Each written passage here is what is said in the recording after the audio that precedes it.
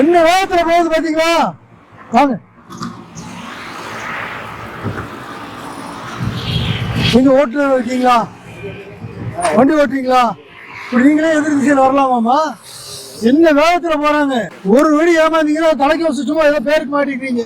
பல தனியா போயிடும். சும்மா பேருக்காக வேண்டி மாட்டாதீங்க. எவ்வளவு செலவு பண்றீங்க? போன் எவ்வளவுங்க? இது எவ்வளவு? 1000 ரூபாய்க்கு வாங்க முடியும், 15000 ரூபாய்க்கு வாங்கி வச்சிருக்கீங்க. ஏமா இதெல்லாம் சொல்ல மாட்டீங்களா? எதுக்கு முக்கியத்துவம் கொடுக்கணும்? அது கொடுத்தா தான் வாழ்க்கை நல்லா இருக்கும். நாளைக்கு ஒரு இல்லைன்னா உங்க வீட்டுல காப்பாத்துற ஆள் வச்சிருக்காங்களா? மாமனார் மாமியார் அண்ணன் தம்பி யாராவது காப்பாத்துவாங்களா?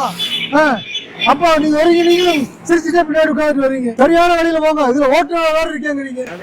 நன்றி எங்களுக்கு வேண்டாங்க, நீங்க வச்சுக்கோங்க. பத்திரமா பாதுகாப்பா பயணம் பண்ணுங்க. என்ன வண்டி ஓட்டுறீங்க நீங்க?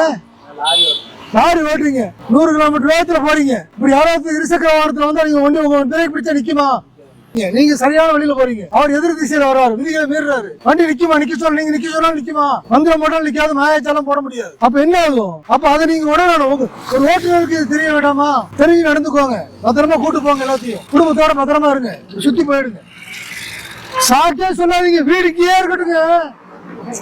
ஐயா வீடு இங்கேயே இருக்கட்டும். நீங்க போய் சுத்தி வாங்க. 10 அடி இருந்தாலும் பரவாயில்ல. ஒரு நொடிதான் ஏமாந்தா என்ன ஆகும்? வீடு இங்கதான் எப்பவுமே சொல்லி பழகாதீங்க. வீடு எங்க இருந்தாலும் சரியான வழியில போங்க.